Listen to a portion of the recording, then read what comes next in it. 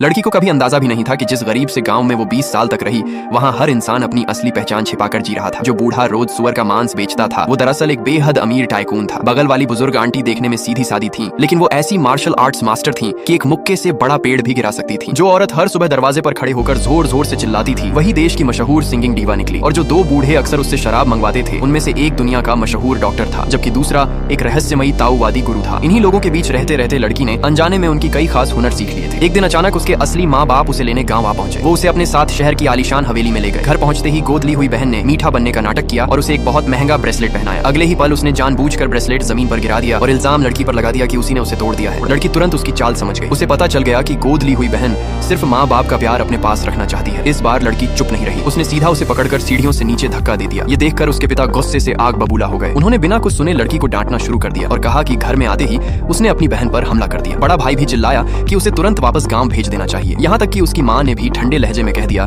कि वो ऐसी बेटी को कभी अपनी बेटी नहीं मानेगी। लेकिन लड़की को इन बातों से कोई फर्क नहीं पड़ा। उसने आराम से कहा कि अगर अभी टिकट मिल जाए तो वो आज भी गांव का रात का खाना खा सकती है। इतना कहकर वो तुरंत घर छोड़कर चली गई। उसके इस फैसले ने पूरे परिवार को हैरान कर दिया। कुछ ही देर बाद दादी घर लौटी। जब उन्हें पता चला कि असली पोती को घर से निकाल दिया गया है, तो वो गुस्से से भर उठी। वो खुद जाकर लड़की को वापस घर लेकर आई। खाने की मेज पर उन्होंने साफ ऐलान कर दिया कि आज के बाद जो भी लड़की को परेशान करेगा वो उनका दुश्मन होगा। ये देखकर गोद ली हुई बहन के दिल में जलन और भी बढ़ गई। उसने लड़की को बेइज्जत करने के लिए एक नई चाल चली। उसे लगा कि गांव में पली बढ़ी लड़की ने कभी वेस्टर्न खाना नहीं खाया होगा, इसलिए वो उसे चाकू और कांटे से खाना सिखाने का नाटक करने लगी। पिता ने भी लड़की से कहा कि वो अपनी बहन से सीख ले ताकि परिवार की इज्जत खराब न हो। गोद ली हुई बहन घमंड से बोली कि लड़की को मीडियम वेल स्टेक मंगवाना चाहिए, क्योंकि जिसने कभी स्टेक नहीं खाया उसके लिए वही ठीक रहता है। लेकिन उसे क्या पता था कि लड़की उसकी हर चाल समझ चुकी है। लड़की ने भी अनजान बनने का नाटक किया। उसने शेफ को रेयर स्टेक बनाने को कहा और फिर एक एक करके पूरी रेसिपी समझाने लगी। उसने कहा कि मीट पर हैमर नहीं चलाना, साइड डिश को मक्खन में हल्का फ्राई करना और आखिर में सिर्फ समुद्री नमक और मोटी कुटी काली मिर्च डालना। शेफ ये सब सुनकर दंग रह गया। उसे यकीन ही नहीं हुआ कि एक गांव की लड़की को स्टेक के बारे में इतनी गहरी जानकारी हो सकती है। तभी लड़की ने अपनी माँ को कांटे से स्टेक में सीधा छेद करते देखा। उसने विनम्रता से कहा कि कांटे के किनारे से मांस को पकड़ना चाहिए, वरना उसका सारा रस बाहर निकल जाता है। पूरा परिवार उसकी बात सुनकर हंसने ही वाला था कि तभी घर के बटलर ने कहा कि लड़की की टेबल मैनर्स बिल्कुल सही है। ये सुनकर दूसरा भाई पूरी तरह चिढ़ गया। उसने लड़की के सामने रेड वाइन का एक गिलास रखते हुए ताना मारा कि इसकी कीमत उसके 5 साल के खर्च से भी ज्यादा है। लड़की ने सिर्फ वाइन की खुशबू सूंघी और तुरंत उसका इलाका और साल बता दिया। उसने कहा कि वाइन तो बहुत अच्छी है, लेकिन ये भुने हुए लैम्प चॉप्स के साथ ज्यादा अच्छी लगेगी। अगर स्टेक के साथ पीनी हो तो 1998 रोमानी कॉन्टी ज्यादा बेहतर रहेगी। उसकी बात सुनकर पूरा परिवार एकदम खामोश रह गया। दादी ने तुरंत बटलर को वही वाइन लाने का आदेश दिया। गोद ली हुई बहन समझ गई कि उसकी जानकारी लड़की के सामने कुछ भी नहीं है, इसलिए उसने तुरंत बात बदलते हुए कहा कि घर में इतने नियमों की जरूरत नहीं, आराम से खाना ही सबसे जरूरी है। लड़की ने तुरंत जवाब दिया कि अच्छे शिष्टाचार लोगों को आराम देने के लिए होते हैं, दिखावा करने के लिए नहीं। जो इंसान बिना जाने सब कुछ जानने का नाटक करता है, वही सबसे ज्यादा दूसरों को परेशान करता है। ये सुनकर गोद ली हुई बहन के पास कोई जवाब नहीं बचा। उसी समय नौकर भुना हुआ चिकन लेकर आया। लड़की ने आराम से एक चिकन लेग उठाया